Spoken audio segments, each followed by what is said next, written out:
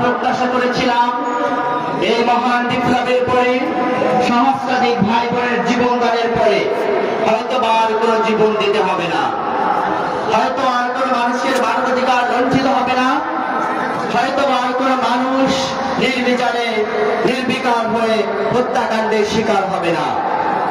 কিন্তু অত্যন্ত দুঃখের সাথে আমরা দেখতে পাচ্ছি স্বাধীন সার্বভৌমত্ব বাংলাদেশেও শুধুমাত্র চাঁদা না দেওয়ার কারণে আমাদের ভাইদেরকে পাথর দিয়ে হত্যা করা হয়। এখনো মানুষকে নির্বিচারে পিটিয়ে রামদা দিয়ে কুপিয়ে দিবালোকে শহীদ করে দেওয়া হয়। আমাদের এই আকাঙ্ক্ষা পূরণ হয়নি। আগামী 12 তারিখের নির্বাচন বাংলাদেশের মানুষের এই আশা আকাঙ্ক্ষার নির্বাচন। আমরা দেখতে পেয়েছি ইতিমধ্যে একটি রাজনৈতিক দল হাজার হাজার কোটি টাকা ব্যাংক থেকে চুরি করা কিছু চোরকে নমিনেশন দিয়েছে। এই চোরদের দিয়েই নাকি তারা আবার দুর্নীতি নির্মূল করবে। আমরা বাংলাদেশের নাগরিক, আমরা এদেশের মানুষ, আমরা অনেক সচেতন হয়েছি। এদেশের মানুষকে আর ভুল বোঝানোর সুযোগ নেই। বাংলাদেশের মেধাবী শিক্ষার্থী সমাজ, বাংলাদেশের সর্বোচ্চ বিদ্যাপীঠ বিশ্ববিদ্যালয়ের শিক্ষার্থীরা ব্যালট পেপারের মাধ্যমে তাদের রায় ঘোষণা করেছে। সংগ্রামী কচুয়াবাসী, আমরা আপনাদের থেকে প্রত্যাশা করব আপনার সন্তানের উজ্জ্বল ভবিষ্যতের জন্য ন্যায় এবং ইনসাফের প্রতীকে ভোট দেবেন ইনশাআল্লাহ। আমাদের এই নির্বাচনে গুরুত্বপূর্ণ একটি দিক হল গণভোট। গণভোটে হ্যাঁকে বিজয় করে এই দেশ থেকে চিরতরে ফ্যাসিবাদকে নির্মূল করে দিতে হবে। আমরা ইতিমধ্যে ঘোষণা করেছি হ্যাঁতে সিল দিন, নিরাপদ বাংলাদেশ বুঝে দিন।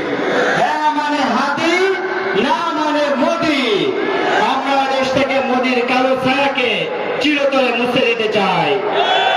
আরো দুঃখের সাথে আমাদের বলতে হয় একটি বড় রাজনৈতিক দল বিএনপি সন্ত্রাসীরা বিভিন্ন জায়গায় আমাদের মায়েদের বোনেদের উপরে হামলা করছে।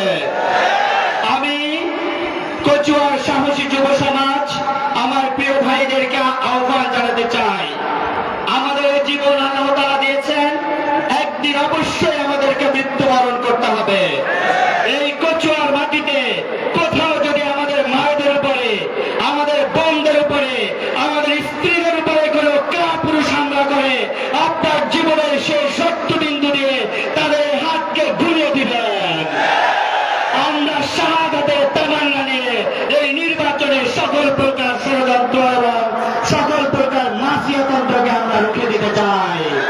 সংগ্রামী কচুয়াবাসী, আপনাদের রায়ের অপেক্ষায় আগামী নির্বাচন, সুন্দর ভবিষ্যৎ, সোনালী স্বপ্ন এবং আগামী দিনের সুন্দর সোনালী সূর্যের অপেক্ষায় আমরা সকলে। আল্লাহ তাআলা আমাদের একটি সুন্দর বিজয় দান করবেন, আমরা এই প্রত্যাশা করছি। ওয়া আখিরু দাওয়ানা আলহামদুলিল্লাহি রাব্বিল আলামিন। আসসালামু আলাইকুম ওয়া রাহমাতুল্লাহ।